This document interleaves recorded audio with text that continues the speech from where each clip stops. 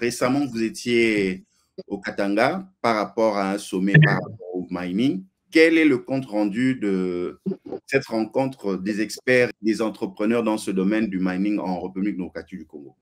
Alors, la Mining Week est une initiative qui vient du groupe sud-africain VUCA, qui a déjà la responsabilité d'organiser chaque année, depuis plusieurs années maintenant, la fameuse rencontre Mining Indaba à Cape Town. Cette année, c'était la 19e édition. L'année prochaine, eh bien, nous allons célébrer les 20 ans de la DRC Mining Week. C'est un rendez-vous qui réunit tous les acteurs du secteur minier, c'est-à-dire les entreprises, vous avez les sous-traitants, les distributeurs, les pouvoirs publics, vous avez les banques, vous avez un certain nombre d'acteurs qui sont impactés directement ou indirectement par l'activité de ce secteur. C'est aussi une vitrine extrêmement intéressante pour les entreprises qui y vont. Je rappelle pour la petite histoire que au-delà de l'intitulé de la DRC Mining Week, eh bien, vous avez des organes de coopération comme Enabel, vous avez le Fonds national de réparation des victimes, FONAREV, qui avait un stand là-bas, ce qui montre bien l'importance que revêt ce rendez-vous pour des structures qui n'ont a priori rien à voir avec le secteur minier. Nous sommes véritablement entrés dans une phase où, au-delà du sujet qui peut réunir le public, eh bien, vous avez l'opportunité pour des organisations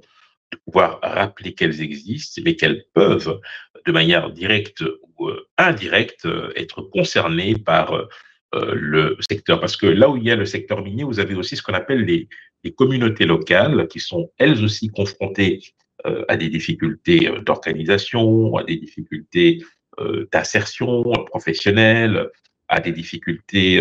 d'ordre infrastructure. Et c'est d'ailleurs une des raisons pour lesquelles la plupart des grandes entreprises minières, on ne va pas les citer ici, on les connaît,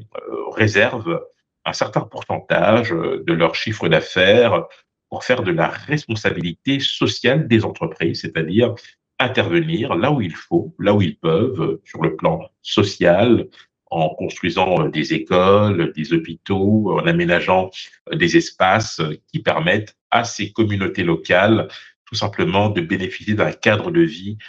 agréable, où la formation, l'accompagnement professionnel, l'accès, je dirais, aux besoins de base sont garantis. Bref, ce rendez-vous a mis en exergue l'importance d'un secteur qui, on peut le déplorer, reste le principal pourvoyeur en devises